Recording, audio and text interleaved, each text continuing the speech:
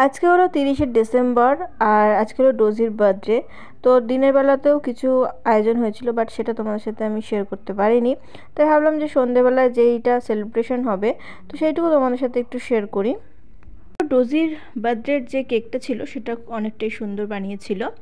তো এদিকে দেখো ডোজি তো আমাদের বেলুন পেয়ে খুবই খুশি, একদম খেলাধুলা করতেই ব্যস্ত। তো এদিকে প্যান্ট আর জামা দুটোই পরেছিল, কিন্তু প্যান্টটা দুঃখবশত খুলে ফেলেছে। তো এই যে একদম বেলুন নিয়ে খেলতে এখন ব্যস্ত বাবু।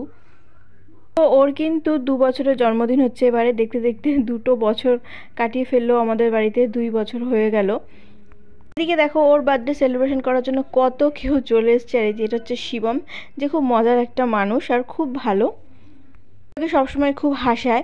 তো এদিকে দেখো ডোজির এখন কেক রেডি, এখন ডোজি কেক কাটবে। আরও প্রচণ্ড হাঁপিয়ে গেছে বেলুনস নিয়ে খেলার পরে। আর এদিকে দেখো আমার অবস্থা পুরো